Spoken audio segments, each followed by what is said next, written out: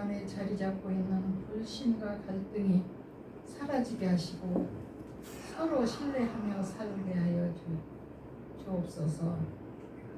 우리의 상한 마음을 고쳐주사 강하고 담대한 믿음으로 살아가게 도우시옵소서. 주님, 우리에게 지혜를 주시어 주님의 마음에 합당한 성도의 삶을 살게 하옵소서. 사랑의 주님, 우리로 하여금 예배를 통하여 변화된 삶을 살게 하옵소서. 이 시대를 분별할 줄 아는 지혜를 허락하사 분별력 있는 삶을 살게 하시고 주님의 자녀로서 부끄러움이 없는 삶을 살게 하시고 항상 주님 앞에 감사하는 삶을 살게 하시옵소서. 아침 저녁으로 차가운 기온 속에 연로하신 선본명 장모님 건강 지켜주시니 감사드렸고 더욱더 강건하게 하시옵소서. 홍정희 장모님 병원 치료를 반복하시며 하루하루 건강 회복시켜 주시옵소서. 박응철 권사님 정시호 어린이의 빠른 기회를 바랍니다. 고순심 사모님 하루하루 붙잡아 주시옵고 회복시켜 주시옵소서. 편안한 삶이 되게 도우시옵소서. 다니엘서 설교를 위해 우리의 영혼을 일깨우시는 강혁성 목사님께 강건함으로 채워주시옵소서. 예배를 위해 수고하신 성도님들, 반주자님, 모든 성도들의 강건하심을 진심으로 비옵고 예수 그리스도 이름으로 기도드립니다. 아멘.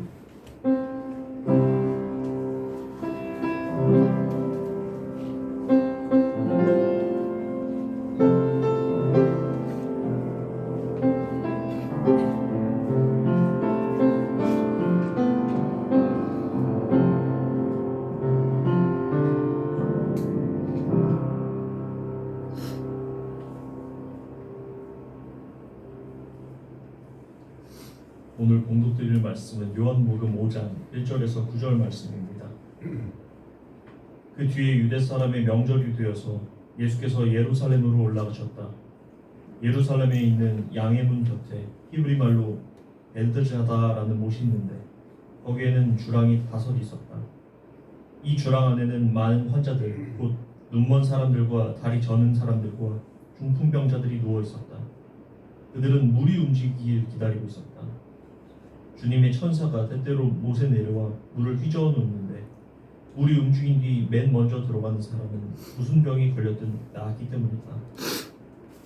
거기에는 38해가 된 병자 한 사람이 있었다.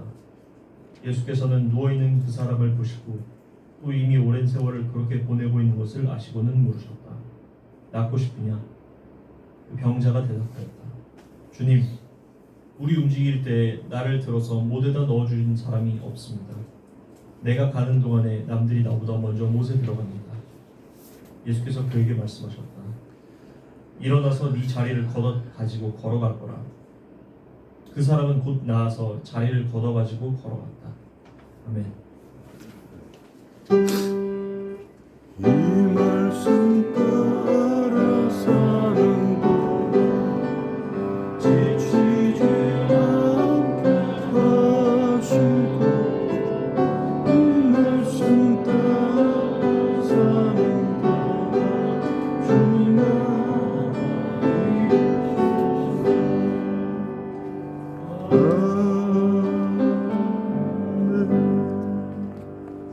박유성 목사님 말씀 해주시겠습니다.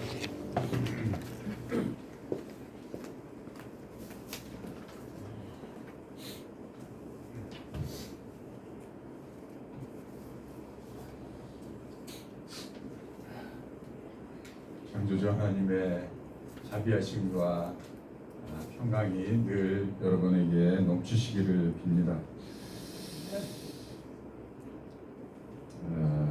크리스찬이 된다는 것, 오늘 우리 김정희 권사님 기도해 주신 것처럼 크리스찬으로서 성도로서 감사하면서도 날마다 변화된 삶을 사는 그런 우리가 되어야 되겠는데요. 크리스찬이 된다는 것은 아마 그 크리스찬으로서 예수를 만나는 그 이후부터 그 이후의 삶, 즉 자신의 인생 후반전을 성실히 준비해서 그리스도와 함께 온전한 그리고 아름답고 선하고 진실된 그 숭고한 삶을 살겠다는 그런 다짐의 시작이라고 볼 수 있습니다. 그래서 성도란 인간 자신이 그 스스로 자기가 자기를 구원할 수 없다는 것을 그것을 인생 전반전에 처절하게 깨닫고 그리고는 예수 그리스도를 만나서 주님께 전적으로 자기 구원이 달려있다는 것을 알고 예수 그리스도를 매달리고 그와 함께 동행하는 그러겠다는 고백을 하는 사람들의 모임이 성도들입니다. 예. 오늘 본문에는 38년이라는 그 숫자가 나오는데요. 38년 된 병자가 나오죠. 그 인생 전반전이 우리네 인생 전반전을 얘기하고 있습니다. 자기 스스로 자기를 구원해 보겠다는 그 열심을 냈는데 그 결과가 성전에도 못 들어가는 그런 병자의 신세이라는 것을 말해주고 있습니다. 신명기 2장 14절에는 이스라엘 민족이 애굽을 탈출하여 광야 생활을 들어가면서 가데스 바네아에서 세례 시내를 건너기까지가 38년이라 이렇게 나와 있습니다. 이 38년을 어떻게 다들 보시는지 저는 그 신명기의 말씀도 들어오고 또한 38이라는 숫자가 남다르지 않게 들어옵니다. 30이라는 숫자는 하나님 안에서의 완벽한 하나님의 보호하심 속에서의 완벽한 그 숫자이면서 또 8이라는 숫자는 우리가 7이라는 완성된 숫자의 한 텀을 지나서 새로운 이 인생을 다시 한번 또 시작하는 그 시작점에 있는 그 숫자라고 이렇게 저는 이해하고 있습니다. 그래서 새로운 시대를 여는 초입의 시간이다 이렇게 볼 수 있습니다. 그런데 그 앞에서 너는 지금 무엇을 하고 있는 것이냐라고 주님께서 우리에게 묻고 계시다 그렇게 저는 다가옵니다. 너는 앞으로 어떻게 살 것이냐 그런 질문이 우리에게 던져지는 것이죠. 우리도 다다음 주면 이제 추석 명절이 되는데요.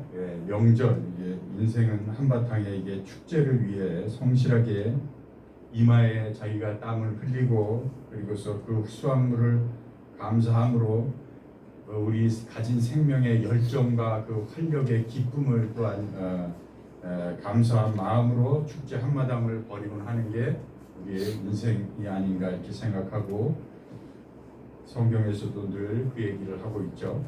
세상에는 많은 명절이 있습니다. 수많은 사람들이 그 축제에 참여해서 축제를 즐기는가 하면 또 많은 사람들이 축제에 참가하지 못하고 축제되지 못하게 하고 있습니다. 그게 세상의 현실인 것이죠. 유대의 명절로는 뭐 크게 6월절이 있고 또 그 다음으로 칠칠절이라고 하는 오순절이 있고 또 그 다음으로 초막절도 있고 또 더 나아가서 수전절이라는 것도 지키고 이렇게 있는데요. 우리가 이 오늘 본문의 이 1장에는 그 후에 유대인의 명절이 있어서 예수님이 예루살렘에 올라가시니라라고 이렇게 시작하고 있습니다. 근데 대부분 이 공간 복음이나 요한복음에서의 시작은 6월절이 다가옴에 오순절이 가까워지매 예수님께서 예루살렘으로 향하더라 하면서 이렇게 그 명절을 어떤 날로 특정을 하고 있는데 오늘 본문에서는 특정하지 않고 있어요. 그냥 유대인의 명절이 다가오면서 명절이 있어서 예수님께서 예루살렘 올라가셨다 이렇게 얘기를 하고 있습니다. 그 이유는 많은 사람들이 명절에 그 참여해서 기쁨과 감사의 축제를 즐기는데 거기에 반해서 반면에 또한 많은 사람들이 명절은 명절인데 그 축제에 참가하지 못하고 있다는 것을 거기에 방점을 두고 거기에 집중하라는 의미로 이렇게 묘사가 된 것이라고 저는 보고 있습니다. 그래서 예수님은 홀로 그 명절에 다른 곳에 명절에 찾아가지 않고 다른 곳으로 가지 않고 예루살렘에 명절이 되면은 수많은 사람들이 예루살렘으로 모이잖아요. 근데 거기 그 중에서 다른 곳으로 찾아가지 않고 굳이 이렇게 병자들을 향해서 발걸음을 하셨다는 것이죠. 예루살렘 지형은 여러분들 잘 아시듯이 해발에서 800m, 평균 800m 정도의 고산 지대에 있는 높은 곳에 있는 요새와 같은 곳이죠. 근데 거기에는 예루살렘 성전에는 예루살렘 그 성 안에는 성으로 들어가는 문들이 8개가 있습니다. 8개가 있는데 그 중에 하나가 이제 오늘 나오는 베데스다 연못이 근처에 있는 사자의 문이라고도 하고 양의 문이라고도 하는 곳입니다. 그리고 그 베데스다 연못의 바로 지척에 가까운 곳에 예루살렘 성전이 그 안에 또 자리하고 있는 것이죠.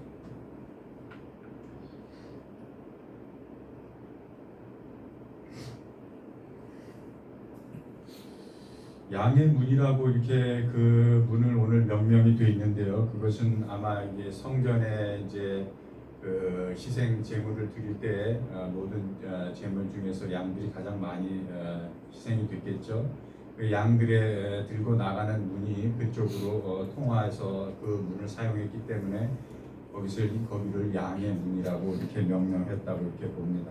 그래서 짐승을 잡을 때 당연히 그 근처에는 물이 필요했을 것이고, 그래서 그 물에서 짐승을 잡고 씻고 그렇게 했겠죠. 그래서 아버지 정결 예식을 위한 생활용수로 그 물이 필요했다 이렇게 생각합니다.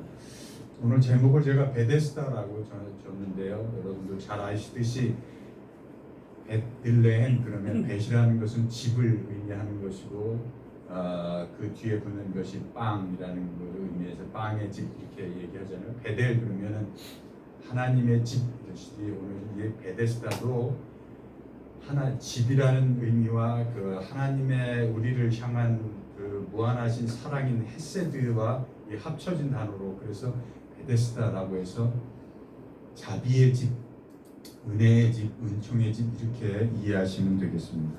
네, 그런 의미입니다. 그래서 거기에 행각 5이 섰는데 그 주랑에 많은 병자들이 다리 저는 사람도 앞이 안 보이는 사람도 그리고 혈기 말라서 중풍이 걸린 사람도 그런 사람들도 다 거기에 누워 있더라 이렇게 나와 있습니다. 근데 3절 하반절부터 이 4절까지는 사실은 초기의 사본에는 나와 있지 않은 부분인데 후대 사본에 이렇게 나와 있는 부분인데요. 그게 다리 저는 사람들과 중풍병자들이 누워 있는데 그 후반절이 물이 동함을 기다리다가 사람들이 그 병자들이 물이 동함을 기다리다가 이런 천사가 가끔 못에 내려와서 물을 동하게 하는데 동한 후에 맨 먼저 들어가는 자는 어떤 병에 걸렸든지 낫게 되미르라라고 이렇게 나와 있는 것이요. 그 부분이 후대에 첨가된 부분이라고 이렇게 보시면 됩니다. 이 부분은 현대의 이 자본주의 치열한 경쟁 시대에 사는 우리의 인간들의 군상을 정확하게 묘사해주고 있지 않나 저는 이렇게 보고 있습니다. 이 말은 진짜로 그래서 치유의 기적이 이 물에서 일어났다는 말이 아니고 그렇게 이해하시면 안 되고 당시 지푸라기라도 잡고자 하는 사람들의 그 심정을 가진 절박한 상황 하에서의 그 병자들이 그들의 사이에서 이렇게 퍼지고 생각되고 믿고자 하는 희망사항이라고 그렇게 보시면 됩니다. 그렇게 믿고 싶을 뿐이고 신기루를 잡으려는 그 세류에 휩쓸리는 인생들을 나타내고 있다 이렇게 이해하시면 됩니다. 인생이 이 천이 가끔 가다가 물이 동한다고 하잖아요. 그러니까 이게 간헐천이라는 것이죠. 그러니까 그 당시에도 그렇고 뭐 그 당시엔 더했겠죠. 자연 현상적으로 물이 가끔가다 뭐 뜨거운 물도 나오면서 이렇게 동하고 이러면 뭔가 신비로운 어떤 하늘의 어떤 힘이 움직여서 이 물을 깨끗하게 해서 이렇게 하나보다 해서 그렇게 동하면 사람들이 병자들이 누구든지 다 거기를 가장 먼저 들어가는 사람이 나음을 받는다 이런 어떤 기대와 희망사항을 갖고 그 소망을 가지고 이 사람들이 거기에 모인 거겠죠. 그렇게 신기루를 잡는 그런 것이죠. 간헐천이라는 것이 더 그렇지 않았겠습니까? 요즘 아마 그 요즘에 병으로 말하자면 시한부 판정을 받았거나 아니면 정말 더 이상의 치료할 어떤 여력이 없거나 그런 사람들 그래서 그 치명적인 불치의 병에 걸린 사람들이 그야말로 뭔가 지푸라기라도 잡고자 하는 그 심정, 그 심정에 이렇게 그러면 그럴수록 사람이 굉장히 마음이 더 약해지는 것이죠. 그런 사람들의 심정인 것이라고 이렇게 보여집니다. 그래서 뭐 요즘도 그렇잖아요. 그런 것들을 이용해서 무슨 뭐 감로순이 뭐 치유의 물이니 뭐 생명의 물 무슨 물이니 해가면서 그 예수파리를 하는 그런 사이비 유사 종교들이 많이 있잖아요. 거기에 대부분 피해를 입는 분들이 그렇게 간절하게 절박한 상황에 있는 사람들인 것을 우리는 쉽게 볼 수 있습니다. 또한 그것뿐이 아니라 이렇게 병자로 이렇게 묘사된 부분을 현대의 이 치열한 자본주의에 비교해서 이해해 볼 수도 있습니다. 이 자본주의 한복판에서 치열하게 약육강식의 경쟁이 내면화된 사회에서 서로 상대를 제쳐야만이 상대를 물리쳐야만이 내가 그 자리를 차지할 수 있는 그런 살풍경의 경쟁과 줄 세우기와 선착순의 시퍼런 현실 한복판에서 우리 인간의 양심이 이렇게 병들어가고 있는 것을 볼 수 있는 것이죠. 그래서 참된 인간의 성품을 잃어버리고 절름발이로 또는 뭔가의 뭐를 의지해서 자기 스스로 주체적으로 인생을 살아서 뚜벅뚜벅 걸어갈 수 없고 자꾸 뭔가를 의지하고 싶은데 그 의지하는 것이 세상의 어떤 견장이라든지 명예라든지 돈이라든지 자금력이라든지 뭐 그런 것들로 자꾸 이게 자기를 그래서 그런 걸 의지해서 목발을 삼아서 자기가 떳떳한 듯 건강한 듯 그렇게 걸어가는 사람들이 많이 있어요. 이렇게 절뚝거리는 사람들이나 또한 앞이 잘 안 보여서 이리 부딪히고 저리 부딪히고 하는 사람들이 많이 있습니다. 그런 사람들을 우리는 해반으로 볼 수 있는 것이죠. 겉으로는 얘기하지 않죠. 겉으로는 그렇지 않죠. 자기가 그런 사람이라고 그러지 얘기하지 않습니다. 근데 속을 조금만 들여다보면 현대인들이 대부분이 태반이 그렇게 부실한 삶 속에서 인생을 걸어가고 있다 이렇게 보여지죠. 뭐 예를 들지 않아도 뭐 주식에 누가 대박이 났다다 그러면 뭐 요즘같이 유튜브에 어디에 나오는 것을 이렇게 보면 막 그리로 또 휩쓸려서 다니는가 하면 로또 판매점에 1등이 났다 그러면 여러분 지방에서도 그 우편 구매로 뭐 이렇게 막 그 구매를 한다고 그러죠. 그러거나 뭐 비트코인이 앞으로 어떨 것이다 그래서 떴다더라 그러면서 또 거기에 또 매달려 그런 게 현대인들이에요. 인생의 한방을 꿈꾸는 그런 사람들이 대박 인생을 꿈꾸는 그런 사람들의 현실을 우리가 많이 볼 수 있습니다. 성실하고 진실된 그 한 걸음 한 걸음 뭐 입처계진이라고도 하고 수처작주라고도 하는 그 순간순간에 자기가 진리로서 그 주인이 되는 그 삶을 살지 못하고 그 인생의 오직 한 방을 목표로 이렇게 사는 그런 그 수아비 같은 인생에 신기루를 쫓는 그런 인생 그래서 합리적인 어떤 근거나 토대가 없이 신기루만 쫓는 그런 인생들이 많이 있으면서 또 그렇게 또 하면서 열심히 산다고 자기 스스로를 위안하는 사람들이 현대에 많이 있습니다. 많이 있습니다. 명절 이 축제는 건강하고 성실하고 건전한 사람들이 즐길 수 있는 것이죠. 불건강하고 불성실한 사람들이, 유행이나 바라는 사람들이, 그리고 땀 흘린다는 것이 뭔지 모르는 사람들이, 일확천금을 꿈꾸는 그런 사람들이 진정한 축제를 즐길 수 있을까요? 저는 땀을 흘리는 것이 뭔지 의미를 모르는 사람들은 진정한 축제를 즐길 수 있다고 보지 않습니다. 축제를 열어도 그 사람들은 그 순간의 단발적인 어떤 쾌락에 취해서, 그게 진정한 축제는 아니잖아요. 예, 그렇습니다. 기독교의 본질은 어떤 초자연적인 기적, 초능력에 매달리고 추구하는, 그래서 뭐 남보다 먼저 또 남을 제치고 자기가 먼저 살겠다는 그 이기적인 자기중심적인 가치를 쫓는 게 기독교의 본질이 아닌 것이죠. 유대인의 명절 축제는 말씀드렸듯이 유월절, 오순절, 초막절 이런 것이 있는데요. 이 기본적인 그 밑바탕에는 언제나 감사와 기쁨이 그 명절 안에 있는 것입니다. 유월절은 뭐 여러분 잘 아시듯이 노예살이 하던 민족을 탈출시켜서 그 생명을 보호 보존하신, 그래서 보장해 주신 그 하나님 아버지께 감사하면서 그 생명의 기쁨을 감사함으로 축제를 벌이는 것이죠. 칠칠절이라고 하는 그 이 오순절도 마찬가지죠. 유대 민족이 시내산에서 모세로부터 율법을 받고 하나님으로부터 율법과 십계명을 받은 것에 감사해서 이제부터는 아버지가 주신 이 율법대로 십계명대로 착하게 잘 살아보겠습니다라고 그렇게 다짐을 하면서 감사함으로 기쁨으로 이게 이 칠칠절을 보내는 것이거든요. 예, 그런 의미가 있는 것입니다. 초막절도 마찬가지입니다. 그 광해 40년을 운행을 하면서 진행하면서 그 과정 속에서 일거수일투족을 언제나 하나님 아버지가 우리를 인도하시고 보호하셨다는 그 마음, 그러면서도 그 하나님과의 동행하면서도 내가 좌로나 우로나 치우치지 않고 그 길을 걸어서 건너왔다는 것에 대한 감사와 기쁨으로 그 초막절을 지내는 것이거든요.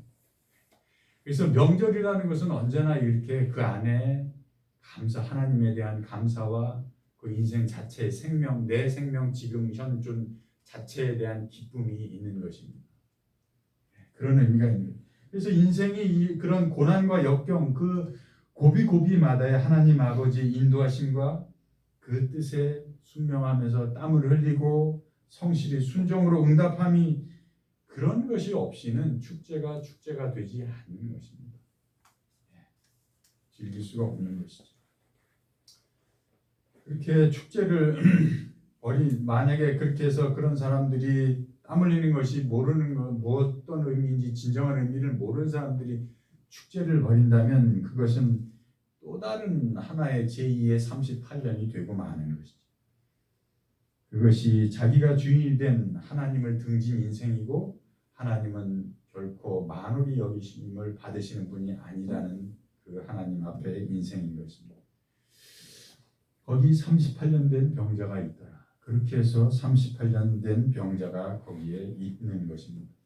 그는 인생 후반전을 어떻게든 준비해야겠다. 다시금 후반전을 좀 잘 살아봐야 되는데 하는, 준비해야 되겠다는 생각을 품죠.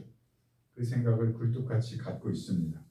삶의 무게로 마음은 짙은 어둠으로 덮이고 자꾸 쪼그라드는 듯하고 자기 자신이 자꾸 초라해지는 듯하는 감을 우리가 느끼죠.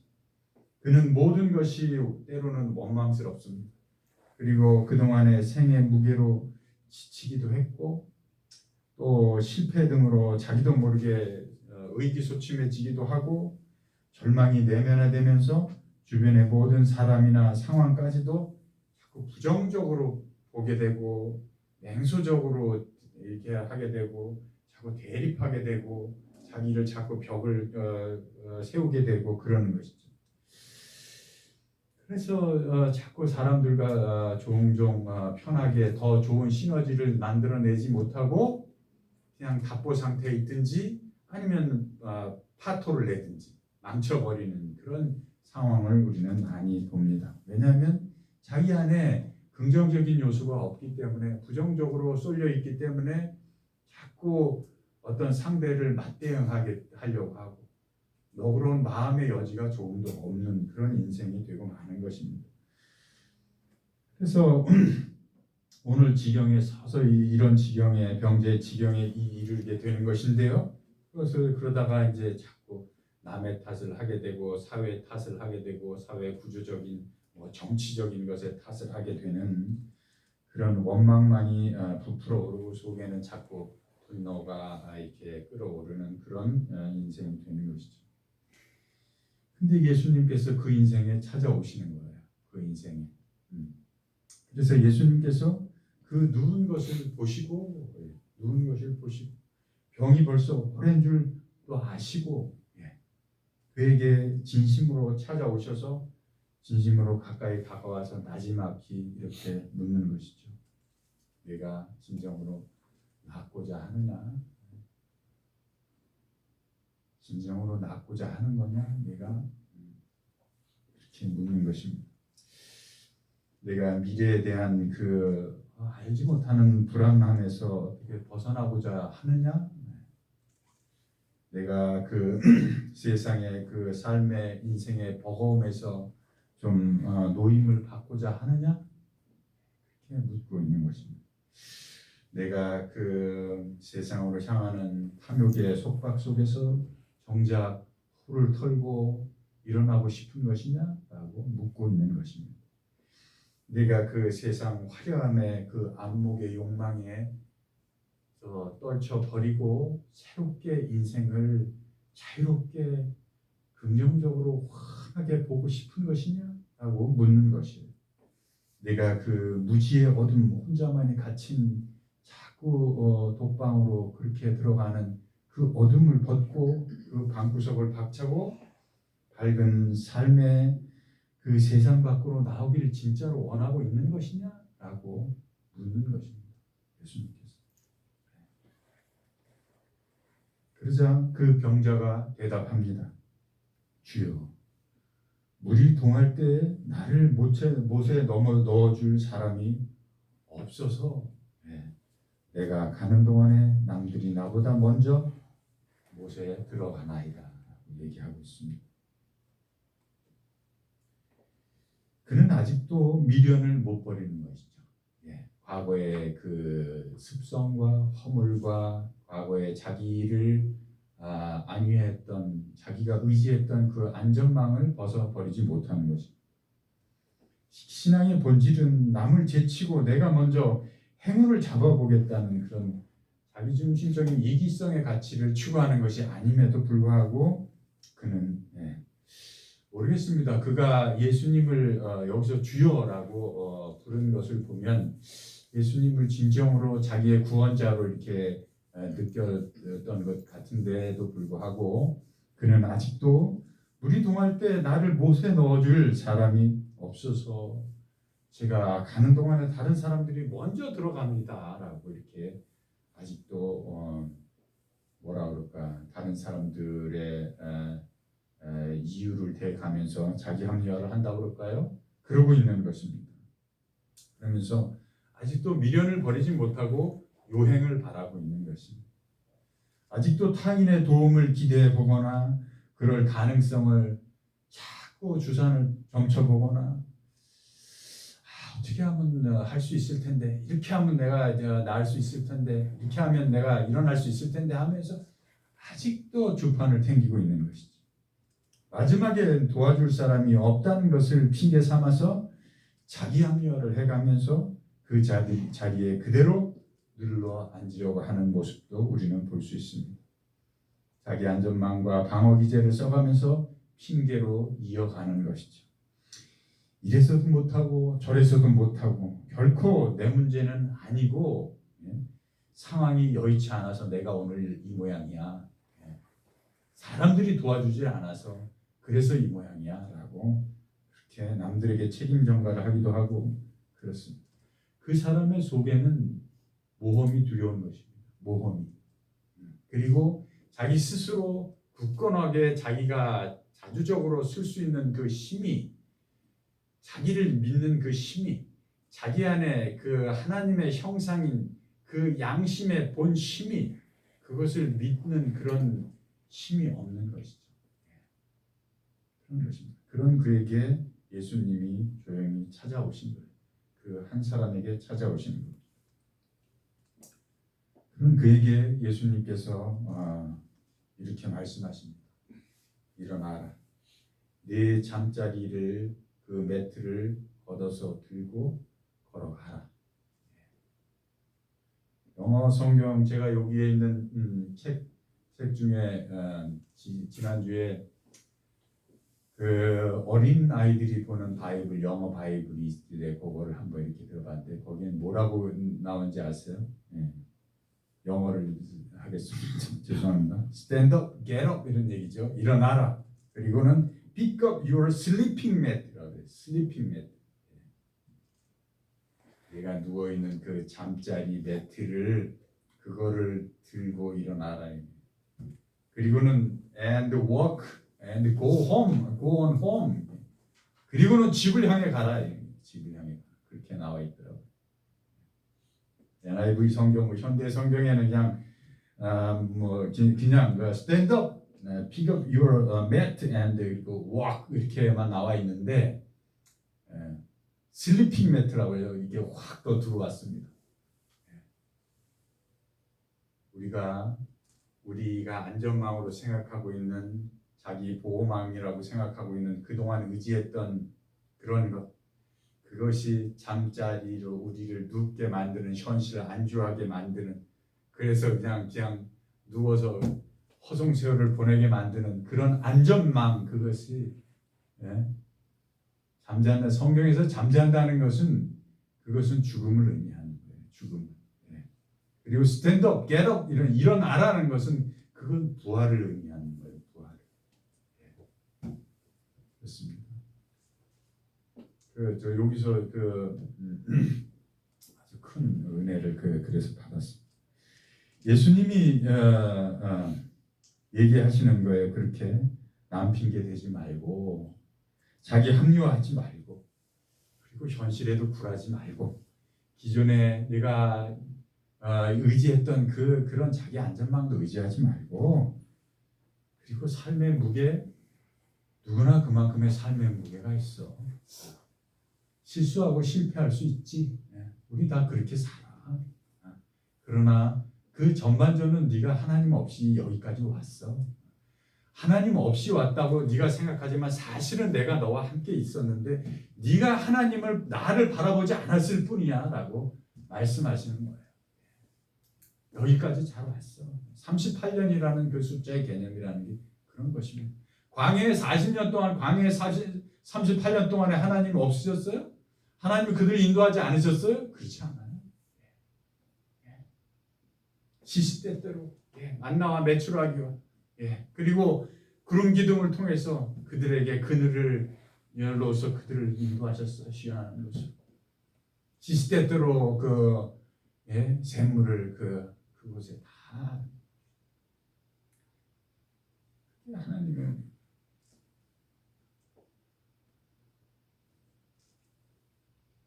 일어나라. 내 그 안전망이라고 생각하는 것을 그걸 의지하지 말고 일어나 봐라. 그리고 주체적으로 걸어가라. 이렇게 말하고 있는 것입니다.